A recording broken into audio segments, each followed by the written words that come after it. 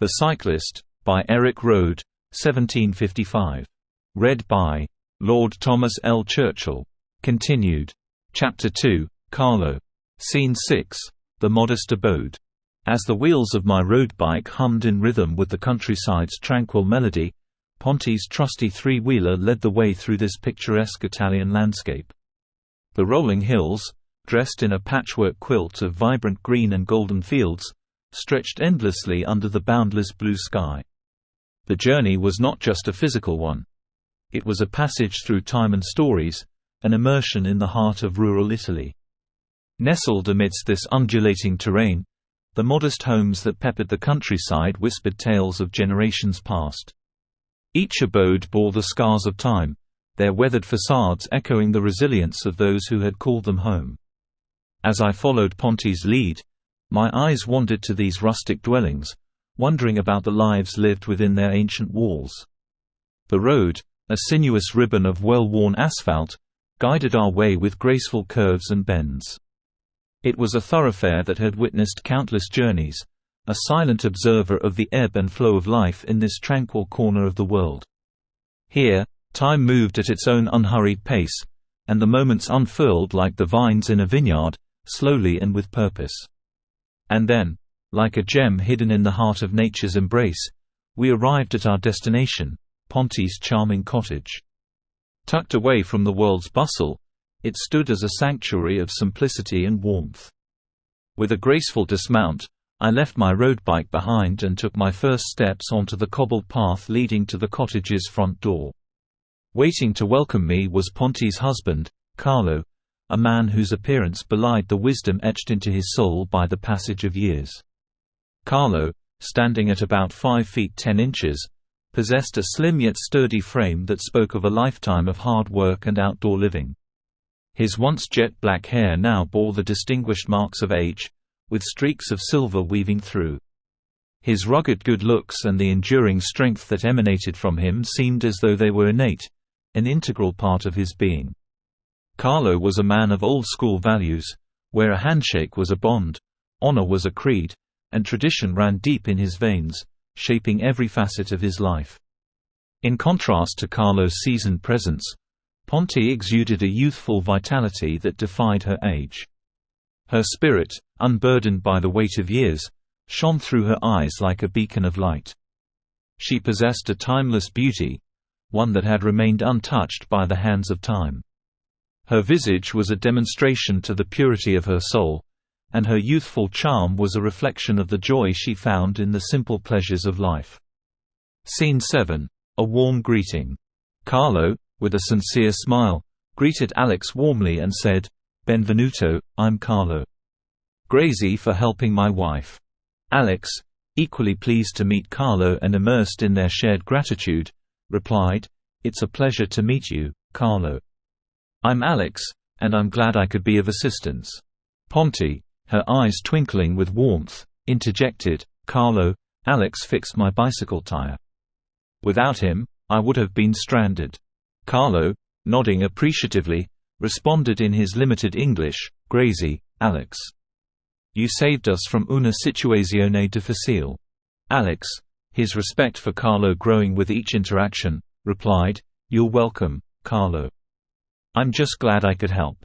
The atmosphere was infused with a sense of camaraderie and gratitude as they stood on the threshold of Ponte and Carlo's charming cottage, the modest abode that had become an unexpected haven for Alex in the heart of Italy. The cottage itself exuded a timeless charm. Its stone walls, weathered by the passage of years, stood as an indication to the enduring spirit of its occupants. A lush garden surrounded the cottage, bursting with colorful blooms and the sweet fragrance of blooming flowers. The air was filled with the soothing sounds of birdsong, a harmonious symphony that seemed to welcome all who ventured into this tranquil haven. Carlo, with a hospitable gesture, invited Alex inside. "Per favor, come in, Alex. Our home is your home." Alex, touched by Carlo's kindness, stepped inside the cozy cottage and said, "Grazie, Carlo. Your home is beautiful." The interior of the cottage was a reflection of its owners, simple yet filled with warmth and character. Wooden beams adorned the ceiling, and sunlight streamed through small, rustic windows, casting intricate patterns of light and shadow across the room. The furniture was well worn but comfortable, and the walls were adorned with framed photographs that captured moments from a lifetime of shared experiences.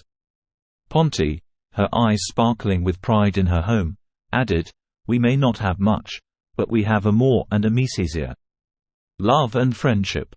Alex, deeply moved by the genuine hospitality of this couple, smiled warmly and replied, "That's more valuable than anything, Ponty." As they settled into the cottage, the evening sun cast a golden glow over their impromptu gathering. Alex and Carlo, two individuals from opposite corners of the world, found themselves bound by the threads of humanity, sharing a moment of connection that transcended language and borders.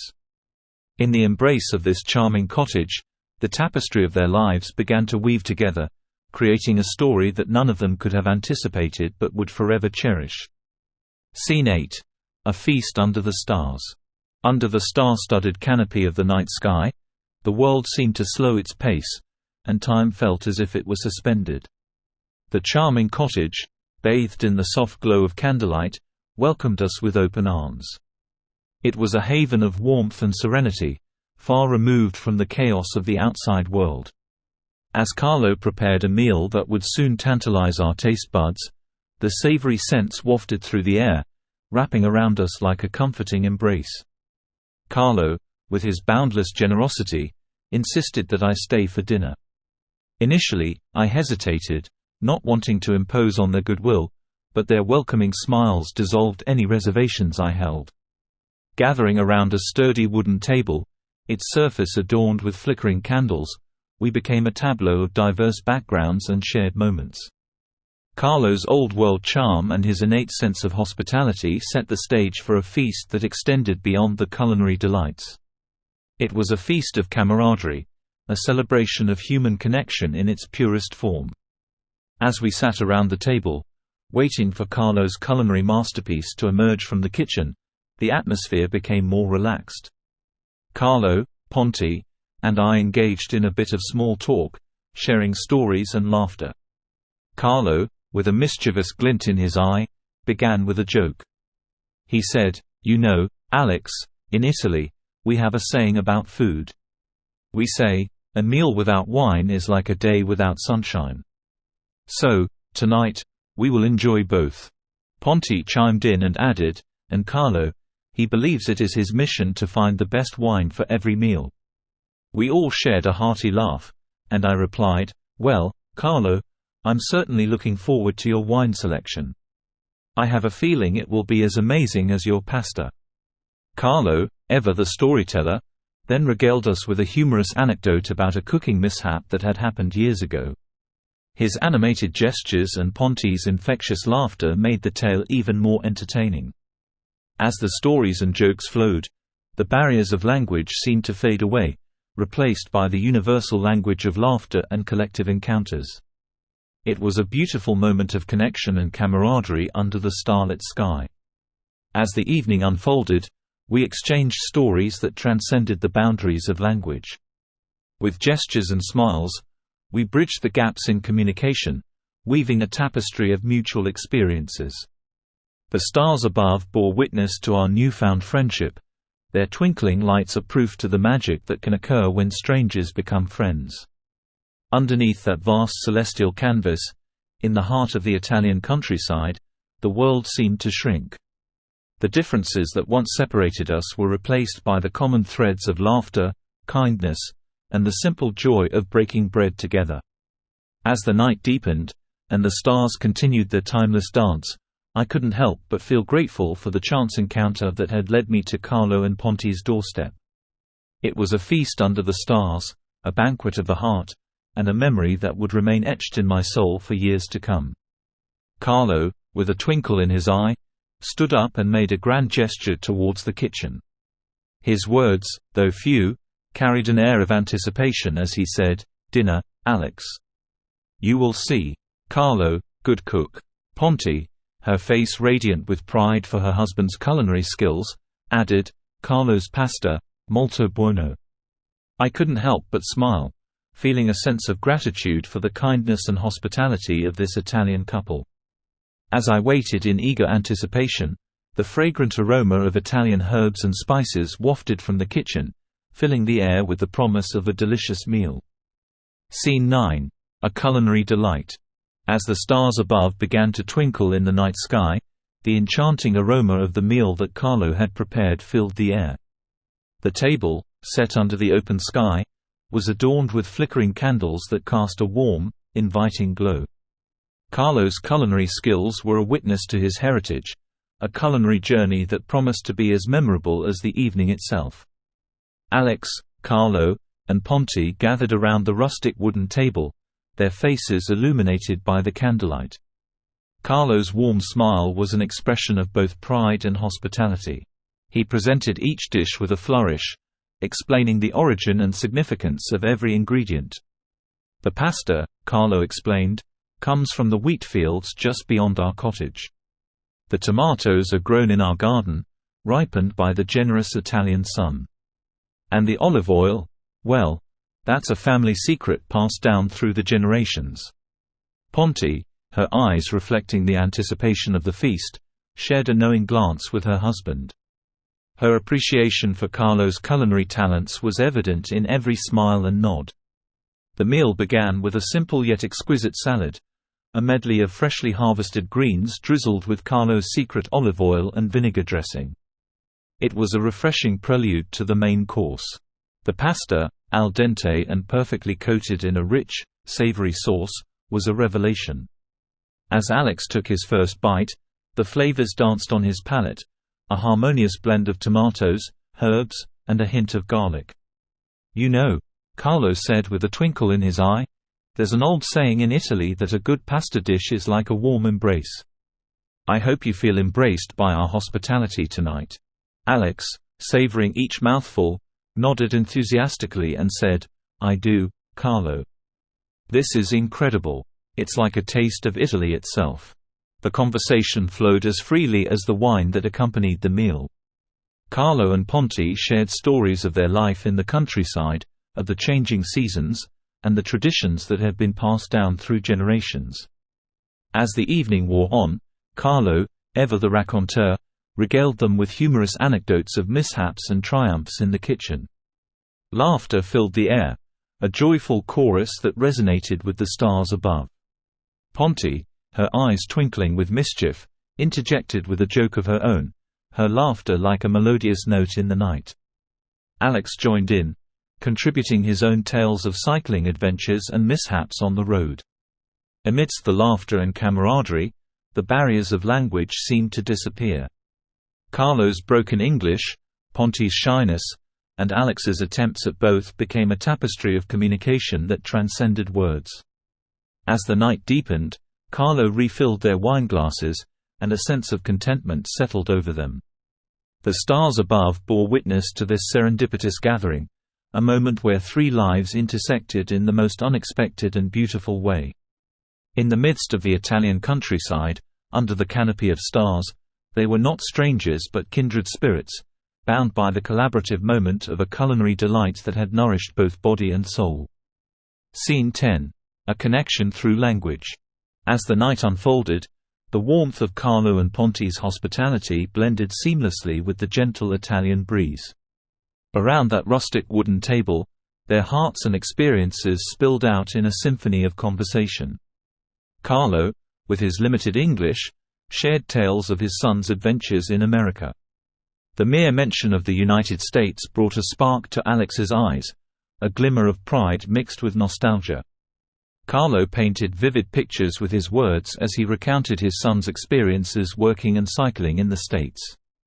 Alex listened intently, eager to bridge the gap between his world and Carlo's. "Your son must be an incredible cyclist," he remarked, trying to convey his admiration. Carlo's face beamed with pride as he replied, "Yes, yes, he was very good. Competed all over, in Italy." Ponti, her eyes filled with warmth, added her perspective in her charming broken English. "Ah, the races. I remember when he would come home and share stories of his triumphs. It was a joy to see him so passionate." Alex smiled, feeling the connection between their stories and his own journey in the world of cycling. "It's amazing how cycling can bring people together, no matter where they're from," he said, lifting his glass in a silent toast. Carlo and Ponti nodded in agreement, their faces reflecting a shared appreciation for the sport and its ability to transcend borders. The night carried on, punctuated by laughter and the clinking of glasses. As Carlo shared more stories of his son's time in America, Alex couldn't help but feel a kinship. He, too, had experienced the thrill of cycling competitions, the camaraderie of teammates, and the joys of victory. In return, Alex shared stories of his own cycling adventures, from the bustling streets of New York City to the scenic routes he had explored in Europe. He spoke of the challenges and triumphs, the moments of exhaustion and exhilaration. Carlo and Ponti listened with genuine interest, their expressions an evidence to their growing connection. As the evening deepened, it became clear that their shared love for cycling was not just a common interest. It was a bridge that had brought them together across continents and languages. In that moment, the barriers of words ceased to exist, replaced by the unspoken understanding of kindred spirits. Under the vast expanse of the Italian night sky, they continued to share stories, laughter, and the universal language of human connection. Each anecdote, each shared moment, wove a tapestry of experiences that bound them together in a way that transcended the limitations of language. Scene 11. A Night of Joy. As the night deepened, the warm glow of the cottage enveloped us like a comforting embrace. Around that wooden table, we continued to share stories and dreams, our laughter carrying into the crisp Italian air. Carlo, his eyes twinkling with mirth, leaned forward and asked, "So, Alex, what are your dreams for the future? Where do you see the road taking you?" Alex paused, taking a moment to savor a sip of wine. "Well," he began, his voice filled with a sense of determination, "my dream is to compete in the European Cycling Championships. It's been a goal of mine since I was a young boy racing with the subway in New York." Carlo's face lit up with enthusiasm and said, "Ah, the European Championships. It's a grand stage for cycling. I have no doubt you'll make it there." Ponti, her eyes shining with curiosity, chimed in, "And what about your family, Alex? Do they support your passion for cycling?" A warm smile spread across Alex's face as he thought of his family back in New York. "Absolutely," he replied. "My parents have always been my biggest supporters. They've cheered me on at races, patched me up after falls, and never once doubted my dreams." Carlo nodded in understanding. "Family is important," he affirmed. "They are the ones who stand by us through thick and thin." The conversation flowed, each moment adding to the tapestry of shared experiences. Alex spoke of the challenges he had faced on his journey, the sacrifices made in pursuit of his passion, and the camaraderie among his teammates. Carlo and Ponti, in turn, shared stories of their own adventures and the enduring love that had kept them together through the years. As the night wore on, the barriers of language continued to dissolve. It was as if we spoke a universal tongue, one that transcended words and found expression in our laughter, our gestures, and the warmth of our interactions. Carlo, ever the gracious host, refilled our glasses with wine, and we raised them in a silent toast to the unexpected connection that had brought us together. The pasta dishes had been cleared away, but the flavors lingered on our palates, a reminder of the culinary delight we had shared. Under the vast expanse of the Italian night sky, we continued to weave the threads of our stories, dreams, and aspirations. It was a night of joy, of forging connections that defied expectations. As the stars above bore witness to our shared humanity, we felt the profound truth that the roads we traverse are not solely those etched onto maps, but the paths of mutual involvements that unite us all. The Cyclist, by Erik Røde, 1755. Read by Lord Thomas L. Churchill.